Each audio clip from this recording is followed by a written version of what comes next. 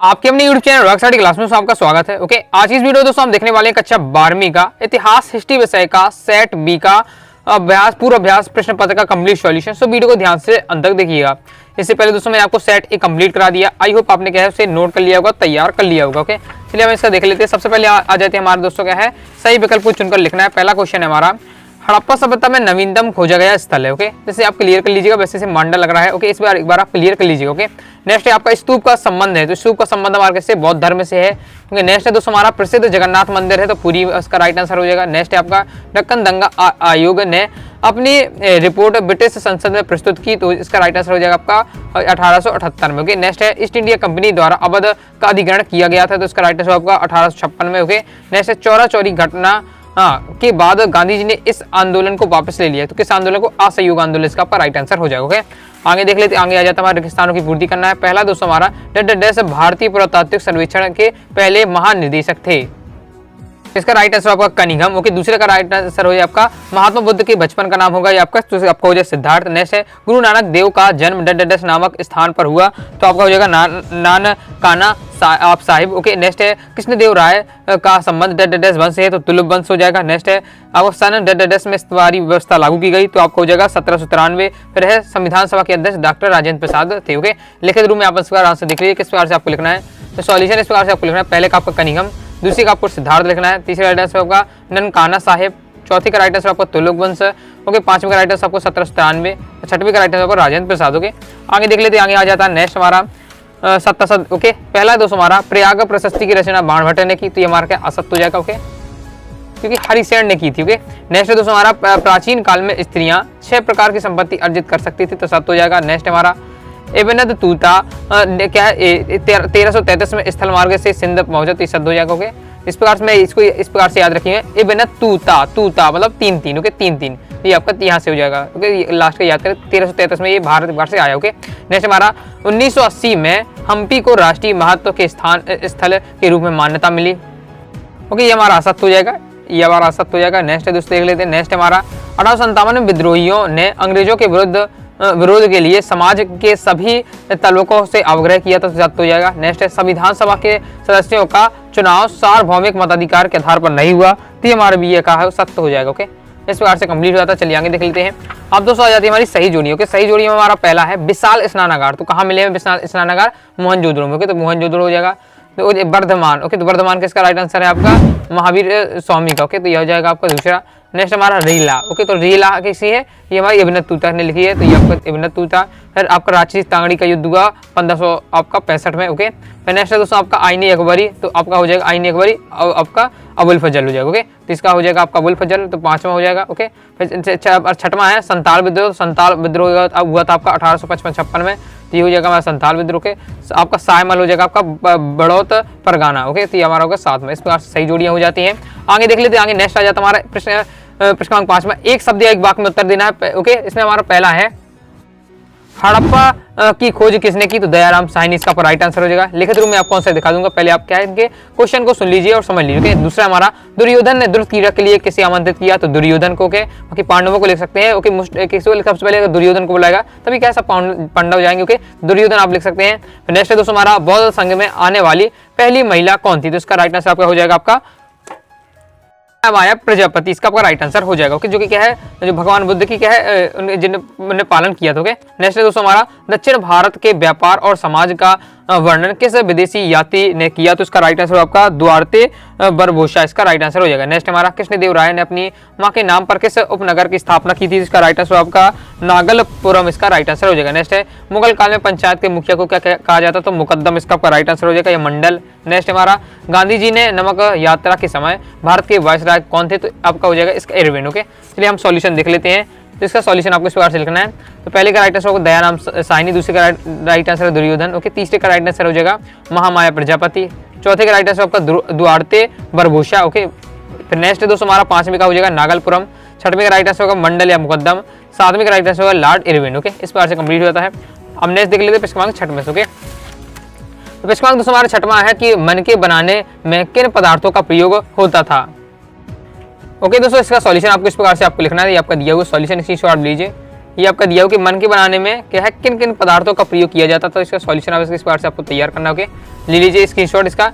ये आपका दिया हुआ इसमें क्या है कार्नियल मतलब शहतूत लाल रंग का, जेस्पर ओके, कडाज, सेल खड़ी जैसे पत्थर का, तांबा, कांसा तथा सोने जैसी धातुएं, संग, फ्यांस, पक्की मिट्टी सभी का प्रयोग क्या है मन के बनाने के लिए किया जाता था। ओके, नेक्स्ट हमारा पूछा जा रहा अथवा में मोहनजोदड़ो नगर की 2 विशेषताएं लिखनी है। ओके, तो सॉल्यूशन हमारा दिया हुआ है मोहनजोदड़ो नगर की 2 विशेषताएं। ओके, तो मोहनजोदड़ो का 125 हेक्टेयर में विस्तृत शहरी केंद्र था। दूसरा है दुर्ग की संरचना ईंटों के चबूतरों पर निर्मित की गई थी। ये आपकी 2 विशेषताएं हो जाती है। ओके, इसका अंक 7 हमसे पूछा जा रहा है हड़प्पा सभ्यता के अंत के कोई 2 कारण लिखिए। तो अंत के क्या है कई सारे कारण हैं आपके, विद्वान ने अलग अलग विद्वानों ने अलग अलग कारण बताए हैं, जैसे क्या है बाढ़ आना, आर्यों का आक्रमण, जलवायु परिवर्तन, भूतायत्व परिवर्तन, व्यापार में गतिरोध, प्रशासनिक शिथिलता, महामारी, साधनों का अधिक उपभोग, ये सब आपके दिए हुए हैं आपके हड़प्पा सभ्यता के अंत के आपके 2 कारणों के। बाकी आपको 2 लिखना है। नए दोस्तों अथवा पूछे यार हमसे हड़प्पा वासी शिल्प उत्पादन हेतु कच्चा माल कहाँ से प्राप्त करते थे। सॉल्यूशन हमारा ये दिया हुआ है, ले लीजिए। ओके, इस प्रकार से आपका दिया हुआ स्क्रीनशॉट इसका आप फास्ट ले लीजिए। इस प्रकार से कंप्लीट होता है। नेक्स्ट मार्क आ जाता है प्रश्न 8वां। प्रश्न 8 में पूछा जा रहा है मगध के शक्तिशाली महाजनपद बनने के 2 कारण लिखिए। ओके, तो ये आपका सॉल्यूशन दिया हुआ पॉइंट वाइज पॉइंट दिया हुआ है। पहला है मगध तीनों ओर से क्या सुरक्षित पहाड़ियों से घिरा था। दूसरा है मगध के मध्य जीवनदायिनी गंगा तथा सोन नदी बहती थी। तीसरा है मगध की सीमाओं में प्रचुर मात्रा में खनिज संपदा उपलब्ध थी, विशेष रूप से लोहा। ओके, इस प्रकार से हमारा दिया हुआ है। ओके, और जो मगध महाजनपद को क्या शक्तिशाली तथा महत्वाकांक्षी राजाओं की प्राप्ति हुई। ओके, ये सब क्या है कारण है, जिसके कारण क्या हुआ, जिसके कारण का मगध आपका शक्तिशाली जनपद बन गया। ओके, 16 महाजनपद थे जिनमें से मगध सबसे शक्तिशाली था। ओके, क्यों था शक्तिशाली, इसका सॉल्यूशन आपका ये दिया हुआ है, इसकी जवाब लीजिए। कंप्लीट होता है। ओके, फिर अथवा हमसे पूछे जा रहा है प्रश्न 8वें के मौर्य साम्राज्य के प्रमुख राजनीतिक केंद्र के नाम लिखिए। ओके, तो सॉल्यूशन में आपको लिखना है मौर्य साम्राज्य के राजनीतिक आपके केंद्र हो जाएगा पाटलिपुत्र, तक्षशिला, उज्जैनी, तोसाली। ओके, ये सब आपके दिए हुए, इसकी जवाब ले लीजिए। प्रवेश का 9वां से पूछा जा रहा है अल्बिनी को किन भाषाओं का ज्ञान था। सॉल्यूशन इस प्रकार से आपको लिखना है अल्बिनी को रचनाएं अरबी की भाषा में है। ओके, और इसमें अपनी मातृभाषा फारसी के अलावा 3 और भाषा का ज्ञान था, सीरियाई, संस्कृत और यूनानी। इसका आपका राइट आंसर हो जाएगा। ओके, नेक्स्ट हमसे पूछा जा रहा है कि फ्रांसो वर्नियर कौन था। ओके, तो फ्रांसो वर्नियर फ्रांस का रहने वाला चिकित्सक, राजनीतिक दार्शनिक तथा एक इतिहासकार था। कई और लोगों के तहत वह मुगल साम्राज्य में अवसरों की तलाश में आया था। ओके, इस प्रकार से कंप्लीट हो जाता है। फिर प्रश्न 10वां से पूछा जा रहा है अंडाल कौन थी। ओके, तो अंडाल क्या है दक्षिण भारत की एक प्रसिद्ध महिला संत थी। वे क्या है वैष्णव अलवार थी। ओके, संतों में एकमात्र नारी थी, उन्हें दक्षिण की मीरा कहा जाता था। ओके, ये आपको जो है 2 से 3 लाइन में आपको बता देना है अंडाल के बारे में। ओके, ये कंप्लीट हो जाता है। अथवा हमसे पूछा जा रहा है खालसा पद के 5 प्रतीक आपको बताना है। तो कौन से 5 प्रतीक है, आंसर आपको लिखना है। 5 प्रतीक है केस, कड़ा, कृपाण, कंघा और कच्छा। ये आपका हो जाता है सॉल्यूशन। ओके, इसकी जवाब लीजिए। ये हमारा कंप्लीट हो जाता है। नेक्स्ट हमारा पूछा जा रहा है प्रश्न 11। ओके, तो इससे पहले हम देख लेते हैं हमने कौन कौन से क्वेश्चन कवर कर लिए हैं। ओके दोस्तों, मैं आपको प्रश्न 6 बता दी। प्रश्न 7वां भी हो चुका है हड़प्पा सभ्यता के अंत के कारण। अथवा भी हो चुका है हड़प्पा वासी शिल्प उत्पादन हेतु कच्चा माल कहां से प्राप्त करते थे। ओके, तो ये भी हो चुका है हमारा 8वां भी मगध शक्तिशाली कैसे बना। ओके, फिर है मौर्य साम्राज्य की प्रमुख राजनीतिक केंद्र। 9वां हो चुका अल्बिनी किन भाषाओं का ज्ञान था, फ्रांसो वर्नियर कौन था, अंडाल कौन थी, खालसा पद के 5 प्रतीक हुए। अब देखना है प्रश्न 11वां। प्रश्न को 11वां है मुकंदम या मंडल का मुख्य कार्य क्या था। ओके, चलिए हम इसका सॉल्यूशन देख लेते हैं।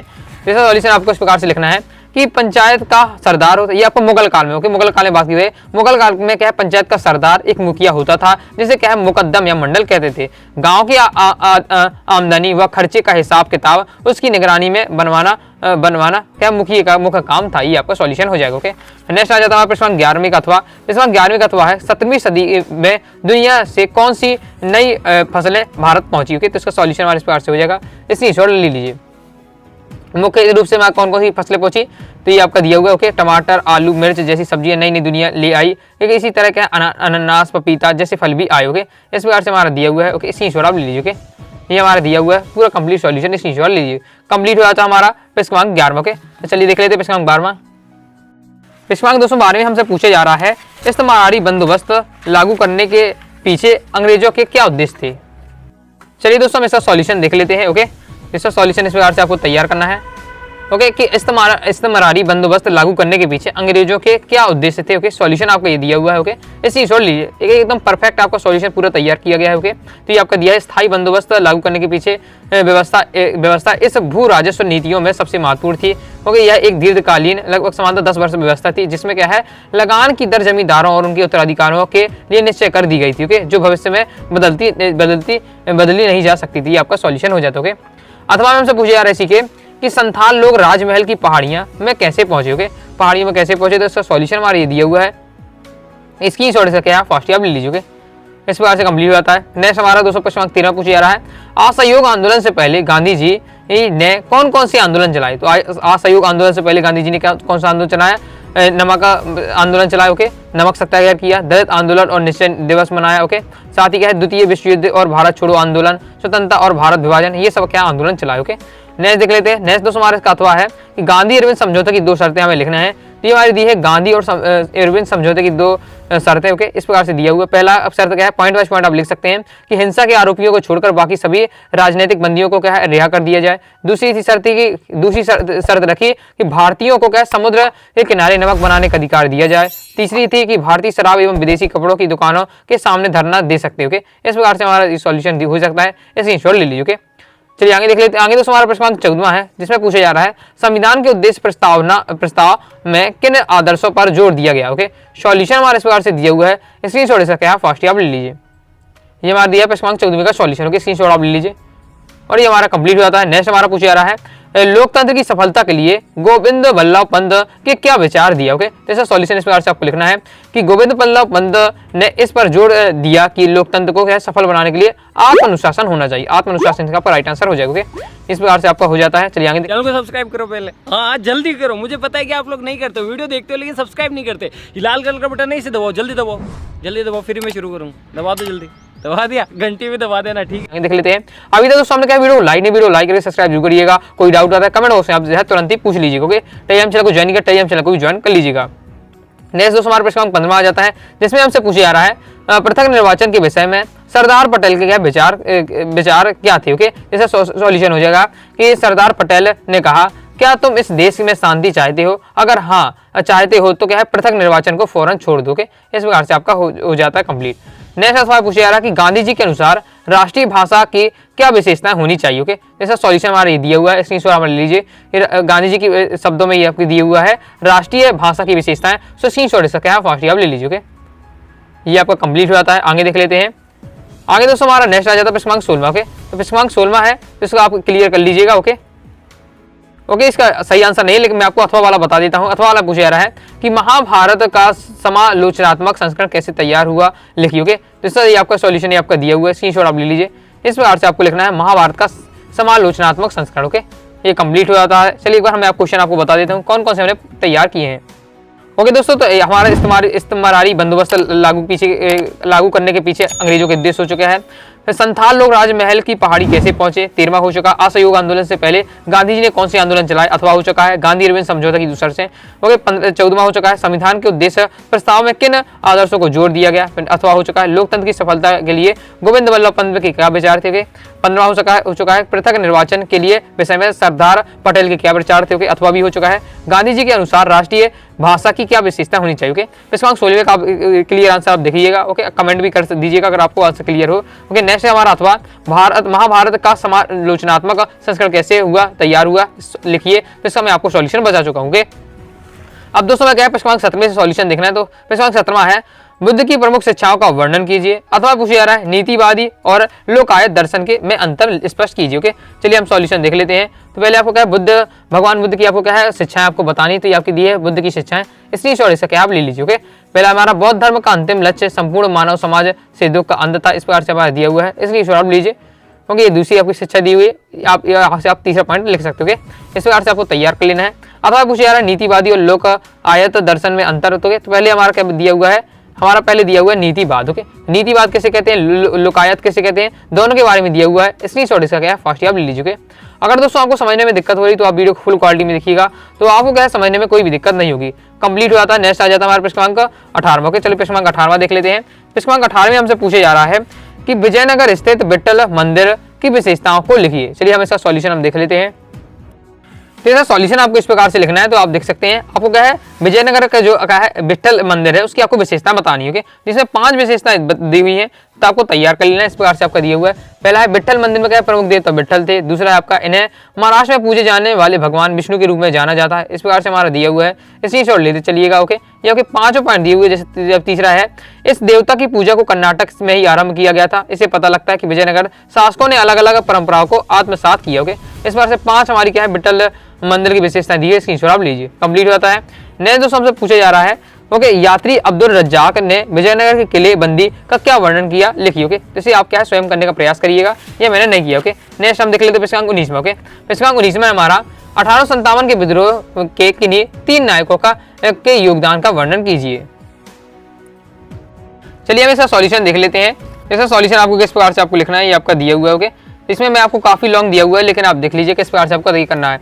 जैसे आपको कहती है, आपको विद्रोह के आपको नाम बताने होंगे, नायकों के नाम बताने। पहले तात्या टोपे। ओके, तात्या टोपे के बारे में आपको पूरा कंप्लीट दिया हुआ है, काफी सारे दिया है, लेकिन आपको क्या है 4 से 5 पॉइंट आपको लिखनी है। इस प्रकार से दिया हुआ तात्या टोपे के बारे में इस चीज और आप लिख सकते हो। ओके, ये हमारा तैयार तात्या टोपे के बारे में कंप्लीट हो जाता है। नेक्स्ट हमारा रानी लक्ष्मीबाई के बारे में दिया हुआ है, तो ये आपका दिया हुआ है। ओके, इसकी छोड़ सकते हैं आप फर्स्ट आप ले लीजिए, ये आपका रानी लक्ष्मीबाई के बारे में दिया हुआ है। इसके बाद नाना साहब आपके तीसरे हो जाते हैं नायक, तो नाना साहब के बारे में इस प्रकार से आपका दिया हुआ है। लेकिन आपको इतना साइन लिखना है, केवल और केवल आपको 3 पॉइंट आपको मुख्यतः निकाल लेना है। बाकी आपसे अगर अलग से टिप्पणी पूछी जाए तो फिर आपको लिखना पड़ेगा। ओके, इसलिए एक बार पढ़ लीजिएगा, इस प्रकार से आपका कंप्लीट सॉल्यूशन दिया हुआ है। तो 3 इसमें दिए हुए हैं आपके, तात्या टोपे, रानी लक्ष्मीबाई, नाना साहब, तीनों का आप तैयार कर लीजिएगा 4-4 लाइन। ओके, नेक्स्ट है दोस्तों हमारा 1857 के विद्रोह के समय लोग अफवाह पर विश्वास क्यों कर रहे थे। तो इसका सॉल्यूशन आपको इस प्रकार से आपको लिखना है। ओके, विद्रोह के पीछे अफवाह की बड़ी भूमिका थी, लोग अफवाह पर विश्वास क्यों कर रहे थे। सॉल्यूशन हमारा ये दिया हुआ है, इसकी छोड़ लीजिए। 1857 के सैनिक विद्रोह को सुनिश्चित करने के लिए अफवाहों की महत्वपूर्ण भूमिका थी। धार्मिक विचारों की महत्वपूर्ण भूमिका थी। धार्मिक विचारों के कारण हिंदू और मुस्लिमों में फूट पड़ गई, जिस कारण वह क्या अंग्रेजों की वजह क्या आपस में लड़ने लगे। ओके, इस प्रकार से दिया, लोग अफवाहों पर विश्वास ब्रिटिश की वजह से कर रहे थे। ओके, इस प्रकार से कंप्लीट हो जाता है। आगे देख लेते हैं नेक्स्ट प्रश्नांक 20 में। ओके, प्रश्नांक 20 में महाजनपद में कृषि के तौर तरीकों के किस हद तक परिवर्तन है, इसे आप स्वयं प्रयास करिएगा। ओके, इसका मैं आपको अथवा बता देता हूं कि उत्तर मौर्य काल में विकसित राजत्व के विचारों का वर्णन कीजिए। तो इसका सॉल्यूशन आपको इस प्रकार से आपको लिखना है, तो स्क्रीनशॉट आप ले लीजिए। ये हमारा सॉल्यूशन दिया हुआ है, स्क्रीनशॉट लीजिए। पॉइंट वाइज पॉइंट दिया हुआ है, उत्तर मौर्य काल में विकसित राजत्व के विचारों को आपको वर्णन करना है। इस प्रकार से सॉल्यूशन पहला पॉइंट हो जाता है, ये आपका दूसरा पॉइंट दिया हुआ है, फिर तीसरा पॉइंट दिया हुआ है। स्क्रीनशॉट लेते चलिएगा। ओके, पीडीएफ अगर आप प्राप्त करना चाहते हैं सॉल्यूशन पीडीएफ, तो डिस्क्रिप्शन में व्हाट्सएप नंबर दिया है, मैसेज करके आप क्या है प्राप्त कर लीजिएगा। ओके, ये हमारा क्या है कहाँ तक कंप्लीट हो जाता है। ओके, चलिए आगे देख लेते हैं। आगे दोस्तों हमारा नेक्स्ट आ जाता है प्रश्नांक 21वां है, मीराबाई के जीवन और कृतित्व का वर्णन कीजिए। तो इसका सॉल्यूशन आपको इस प्रकार से करना है, तो स्क्रीनशॉट आप लीजिए। मीराबाई के जीवन और कृतित्व पर आपको प्रकाश डालना है, ये आपको लिखा है, मतलब आपको मीराबाई के पूरे जीवन के बारे में आपको जीवनी आपको बतानी है, उन्होंने कृतित्व मतलब उन्हें क्या किया ये आपको बताना है। स्क्रीनशॉट आप लीजिए, इस प्रकार से आपका दिया हुआ है, स्क्रीनशॉट आप लीजिए और तैयार कर लीजिएगा। इसके आगे देख लेते हैं। इसके आगे हमारे साथ सॉल्यूशन ये दिया हुआ है, स्क्रीनशॉट आप ले चलिए। ओके, इस प्रकार से हमारा कंप्लीट सॉल्यूशन दिया हुआ है, स्क्रीनशॉट लीजिए और ये हमारा क्या कंप्लीट हो जाता है। ओके, चलिए आगे देख लेते हैं। आगे दोस्तों हमारा नेक्स्ट है, जिसमें हमसे पूछा जा रहा है 21वां अथवा चोल राजाओं ने संतों का समर्थन प्राप्त करने का प्रयास किया। ओके, तो क्यों प्रयास किया, चलिए देख लेते हैं। तो इसका सॉल्यूशन हमारे इस प्रकार से रहना, प्राप्त करने का क्या प्रयास किया, तो इसका सॉल्यूशन इस प्रकार से आपका रहने वाला है। तो स्क्रीनशॉट आप ले लीजिए, ये आपका दिया हुआ कंप्लीट सॉल्यूशन। ओके, स्क्रीनशॉट इसका क्या है फास्ट आप ले लीजिए, इस प्रकार से आपको लिखना है। ओके, तो ये हमारा कंप्लीट हो जाता है। चलिए आगे देख लेते हैं। आगे दोस्तों हमारा नेक्स्ट प्रश्न 22वां, महात्मा गांधी ने राष्ट्रीय आंदोलन के स्वरूपों को किस हद तक बदल डाला। ओके, तो चलिए हम देख लेते हैं इसका सॉल्यूशन।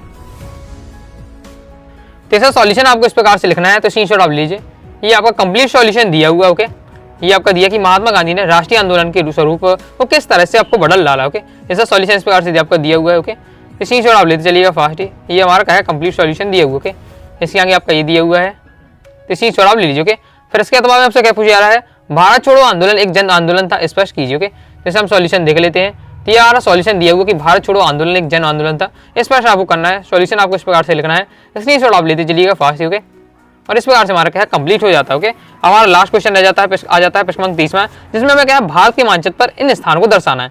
पहला में क्या है सांची पूछा गया है, फिर आपका क्या है पाटलिपुत्र है, फिर कलिंग है, फिर मासी है। चलिए मैं आपको बता देता हूँ, अथवा स्वयं कर लीजिएगा, बाकी आपसे बन जाएगा मथुरा कहाँ है, अरावती कहाँ है, सारनाथ कहाँ है, उज्जैनी कहाँ है, ये आपको बताना है। चलिए मैं आपको बता देता हूँ स्थान किस प्रकार से आपको पता करना है। तो हमारा ये मानचित्र दिया हुआ। ओके, जिसमें देख लीजिए आपको ये सांची आपको विदिशा है, विदिशा में है। ओके, ये आपका दिया है, तो विदिशा आपका यहाँ है, तो विदिशा में आपको लिख लगा देना है सांची में। ओके, फिर आपसे पूछा है पाटलिपुत्र, पाटलिपुत्र आपको बिहार को कहा जाता है, पाटलिपुत्र आपको पाटलिपुत्र मतलब पटना। ओके, ये आपको बिहार के पटना में आपको ये दिया हुआ है। ओके, इसी स्क्रीनशॉट लीजिए। फिर नेक्स्ट है दोस्तों हमारा पूछा जा रहा कलिंग, कलिंग यहाँ आपके यहाँ हो जाएगा कलिंग। ओके, इसी स्क्रीनशॉट लीजिए। मासी भी हमारा कर्नाटक में आपका ये है, तो यहाँ पर मासी हो जाएगा, तो मासी कलिंग सांची पाटलिपुत्र ये आपका हो जाता है। ओके, इस प्रकार से मैंने आपको क्या है कंप्लीट आपको कक्षा आपका 12वीं का इतिहास का कंप्लीट सॉल्यूशन बता दिया है। ओके, आई होप दोस्तों आपको वीडियो पसंद आएगी। वीडियो पसंद आया वीडियो लाइक करें, चैनल से आप जरूर करिए, कोई डाउट आता है कमेंट बॉक्स में आप जरूर पूछ लीजिएगा। टेलीग्राम चैनल को ज्वाइन किया, टेलीग्राम चैनल को ज्वाइन कर लीजिए, व्हाट्सएप चैनल को ज्वाइन कर लीजिएगा। कंप्लीट सॉल्यूशन की पीडीएफ डाउनलोड करना चाहते हैं डिस्क्रिप्शन में दिए गए व्हाट्सएप नंबर मैसेज करिएगा। ओके, मिलते हैं नेक्स्ट वीडियो में, तब तक के लिए बाय बाय।